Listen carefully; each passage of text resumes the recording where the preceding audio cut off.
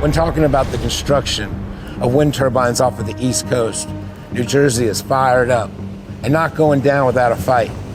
And the same thing goes for New England.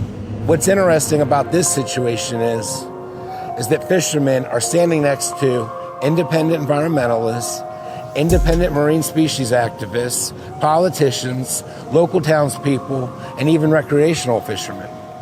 Let's get you caught up to speed on this episode of Wind and Sea.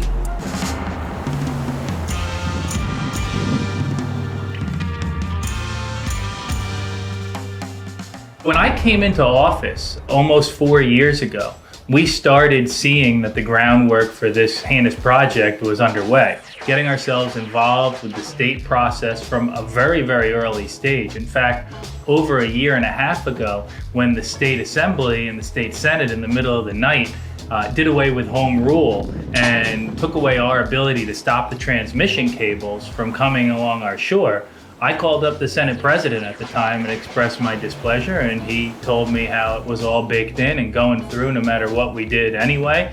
And that's when I really realized that we need to come out loud and stronger about this because it threatens our way of life here.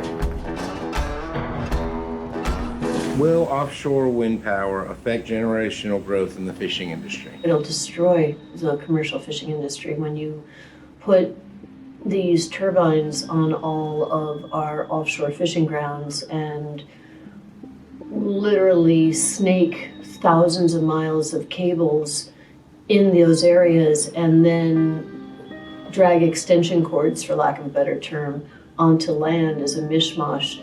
Everyone's going to be affected. Hope that this industry does survive. A lot of people are very reliant upon it. It's very important to the coastal towns and the economy. I just hope it doesn't sustain too much damage. The offshore fleet will be pushed off if they're trawlers, if they're scallopers, if they're clam dredgers. They can't tow where they have to worry about yanking up an electric cable with 340,000 volts. There's issues with my limited access fisheries, such as my scallop, where I'm on open bottom. This year they only gave me 9 days open bottom. If I have to steam 3 more miles one way, 3 more miles the other, every hour is worth about $2,500 to me on the scallop grounds if I'm doing 2 bags an hour. So that gets taken off my clock. I only have so many fisheries. Everyone's important to me and my family, and the ownership of this vessel is going to affect migration of fish, things like that. That took me 20 years to learn the pattern of, I feel could be compromised, and I don't have 20 more years to figure it out. So they'll be displaced from those areas. Plus, we don't know what's going to happen because you have sand shoal area of the Mid-Atlantic Bight from Cape May all the way past us up into Rhode Island into Massachusetts. And suddenly you're going to be creating a cobbled network of cables and steel that completely change the dynamic of the benthic substrate, which is a real issue if you're a fish that lives in any of its life cycles in sand. We regret that we are unable to return phone calls. If you wish to send an email or get answers to popular questions, please go to cbs.com. Everett Mills, 75 years old, been a fisherman all my life. I think you guys ought to look into the conflict and the extenuating circumstances to the wind farms off the East Coast. It's going to be the end of the commercial fishermen.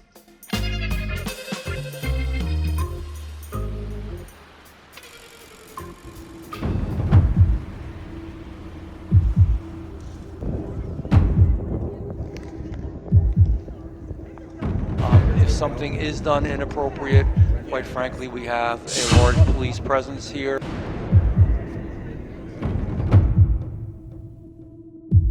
This is a congressional investigatory meeting, which I'm going to chair, and we're going to go through a certain process. I need fire safety.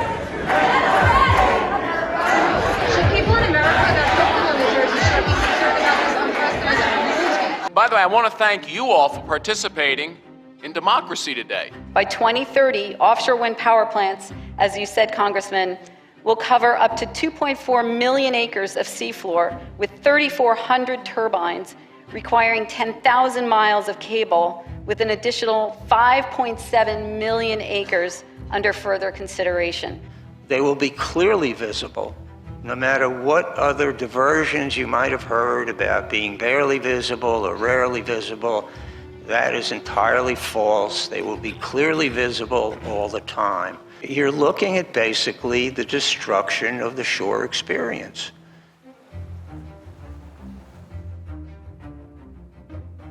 Part of the very ecosystem of our country.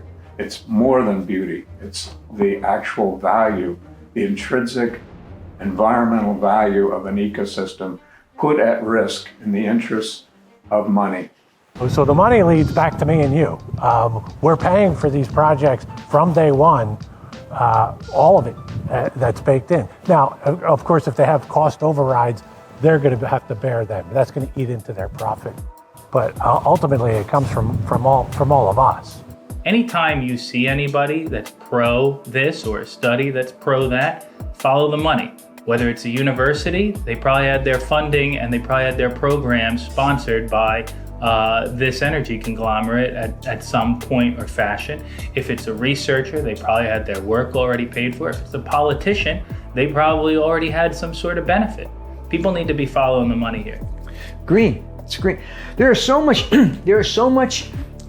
federal money involved and so much grants and stuff like that. It's involved in that. Now, I've got a doctorate in engineering, and I've done research, and I know how research goes. Research goes, you get a grant to do something, and you better put out the information that they want.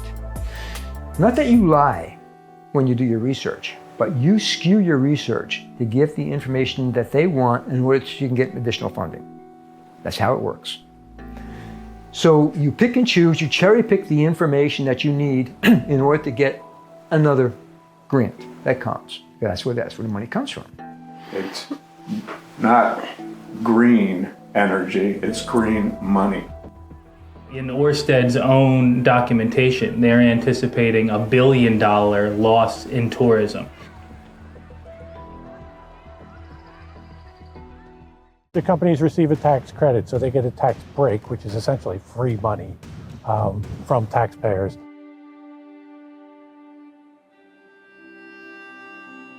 Unfortunately, research is extremely expensive. I don't even believe that there's current research going on right now about the marine mammal populations in New Jersey.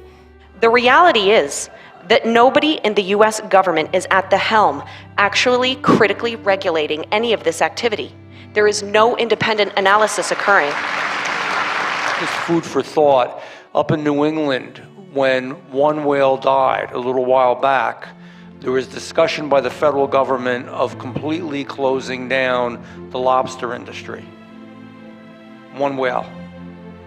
But when it comes to this, dozens have died, and there's no interest in figuring out what's really going on at all. Indeed, the ocean and the coast will be vastly transformed and industrialized, and the public would still likely be in the dark if it weren't for the outrageously grim and tragic number of whale and dolphin deaths.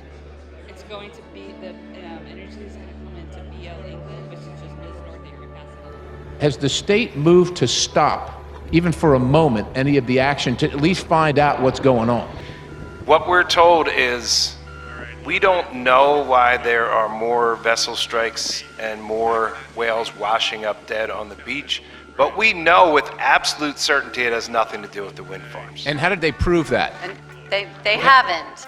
If you have a whale that's disoriented or temporarily deaf and you're in the ocean where you can't see because it's dark, when you surface but still can't hear, if you get hit by a ship, is that a ship strike? Or is that a ship strike secondary to temporary deafness caused by survey boats? Some legislators in Maryland and New Jersey have asked for a moratorium and a federal investigation to try to find out, is there oversight on these survey boats and are they doing what they say they are so that these marine mammals aren't winding up at the wrong end of the stick? Biological survey is to determine the living marine resources in an area. The construction one is more for how deep should they go with the pylons that are allow these towers that they're talking to put up to stay and stand. And that's completely different because the sonars that are used to determine the bottom characteristics at deep depths are very high-powered units compared to what we normally use fishing. pulses of high intensity, low frequency sound, not only to the ocean floor, but through it. Under the current structure, the developer is paying for the survey, the developer owns the data from the survey, and it's up to the developer to release what information they want. Currently, with the ones that are already slated for construction, we don't have the appropriate baseline data. If you talk to people that spend their life on the water working, they've never seen anything like this before. They've seen these marine mammals before and they get out of the way. So why aren't they getting out of the way? Is there something that's compromising their ability to get out of the way? That to me is a really good question. Let's go about trying to find the answer. And if so, hearing, trying to get the bulla out, these are huge animals and you're gonna have to go in, it's very involved. Okay, but let's do it, because if there is some sort of compromise, you need a freshly dead whale, you have to make sure because of decomposition, a huge laundry list of things. Okay, let's get some really good people, maybe NOAA can put some really good people, get a whale and CIS team there and start looking. If people think that this is a big deal now, wait till they get to pile driving where you have level A harassment, which is permanently deaf, injured whales, or they do a letter of authorization for a 5-year construction project in which they are allowed to seriously harm and or take mortalities of whales. They don't even have a good idea. We don't really know how many humpback whales we have off our shores. So they haven't done the baseline studies to know the distribution and of the humpback whales, when they're here, how long they're here, where they go, the numbers. We don't know that. So I think that this is all critical information we need to know before they start really doing construction, because there's no way to assess the impact that their activities are having if we don't know the status of the populations before they start. Offshore wind project Ocean Wind 1 to move forward by tapping into federal tax credits specifically designated to help the offshore wind industry. I mean, he could have given the money to New Jersey taxpayers. After all, they're hurting too from high taxes, inflation, COVID. A couple windmills won't even lower the electric costs. But Murphy says it's more important to give money to this Danish company. But why? Well, it just so happens that nearly 20% of the company is owned by Goldman Sachs. So why should we care that if it's owned by Goldman? Well, Governor Murphy used to be a bigwig at Goldman. So it looks like he's trying to funnel taxpayer funds to his old banking pals while whales are dying and the fishermen get hosed. Which, by the way, the Biden administration is blaming the fishermen, not the wind projects, for the dead whales. This hearing can proceed with the public comment that we have and potentially a vote tonight. The Revolution Wind Project also violates the Ocean SAM's enforceable policy 11.10.1e by creating long-term effects on National Marine Fisheries Service's fishery surveys, from which all fishery stock assessments and therefore commercial and recreational fishing quotas are derived. The NIMS survey vessels will be unable to survey in wind farm areas, leaving major gaps in data that will lead to quota restrictions due to scientific uncertainty. But at the outset, I'd like to make clear that in fairness, the defense of Cox's is your responsibility, not mine or any of the people in this room. Shame on us for not having a plan B. We can put people to the moon. We can't find a plan B for our energy problems. My request is, don't treat our coast like a guinea pig. Don't treat our citizens like a guinea pig. You can't just take that for granted. The beauty that we have in our bay, in that ocean that we have in front of here, that makes our state. I don't see how we're gonna have a fishery left. This government has to stand with the fishermen and make us whole. The only thing green about this project is all the money that the oil and gas / energy companies are filling our politicians' pockets with. Yep. Thank you.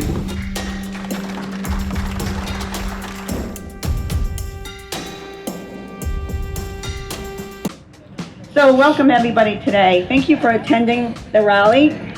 I appreciate, really, truly appreciate it. This rally is really an informational rally to bring awareness to the ongoing offshore projects that are proposed. As far as the whale deaths go, whale deaths did start at the Rhode Island wind turbines in 2016. And you'll see they'll say on these websites, there hasn't been any increase in the whale deaths since 2016, but they use that as the beginning date, but they never mentioned that it was the Block Island wind farm. And these whale deaths had followed all the construction. They followed it from Rhode Island all the way down to New Jersey up the coast. This, if you pay taxes, this is yours. And our government is leasing the bottom of our ocean. So they're leasing our national park to line their own pockets. That's the crime. Forget about wind. They're covering it with climate change and wind and all this other stuff. They're covering that so they can scam more money. It's a big transfer of money. Politicians will meet their political objectives, but we, the people, have nothing to gain from them. Dolphins don't get caught in fishing gear, okay? Dolphins, dolphins don't swim into the shipping lanes and get hit by ships. But they still end up dead with the whales on the beaches, don't they? So what does that tell you? If I have a message at all, I've been doing this too long and I'm really tired of the whole thing, I'd like to send a message to our president, okay?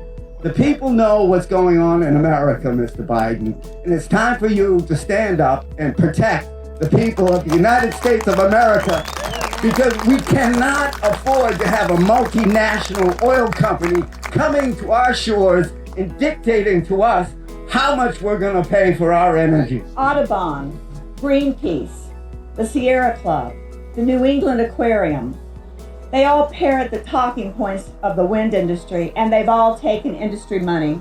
And Joe Biden, even though I voted for him, I will do everything I can do to get him out of office based on this one particular event. So, anyway, folks, our industry, my organization, we're all in on this. And we are, I guess we're humbled at the support that we see in public from everybody. It's, we honestly felt that we were kind of alone on this, and to see that we're not is marvelous.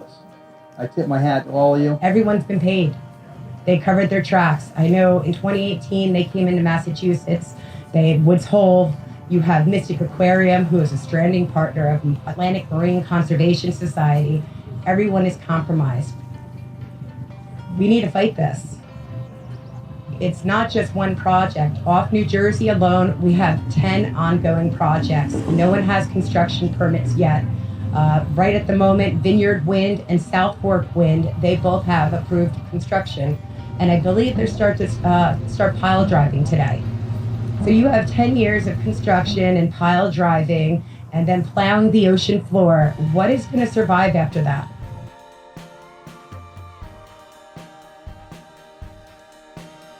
It takes a lot to put down your differences and stand in solidarity in this political climate. The big push for wind turbines in the United States of America is in the name of clean, green energy and to fight climate change. But those that oppose don't necessarily see it that way. They question if this is really clean, if this really is a source of green energy, and if it is it sustainable? Many are left wondering what's going to happen to the ocean, what's going to happen to the coast, and what's going to happen to the commercial fishing industry if these wind turbines continue to take up real estate on the Atlantic Ocean.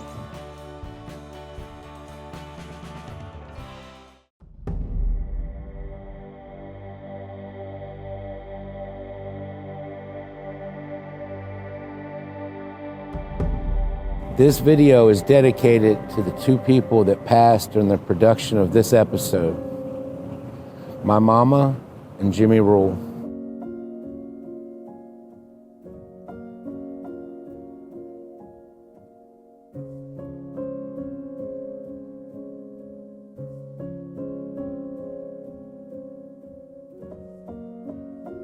Just fearful of what the end results are going to be. And the fact is that a lot of it is irreversible. Once they screw up this ocean the way they're talking about doing, it ain't coming back to what it is now.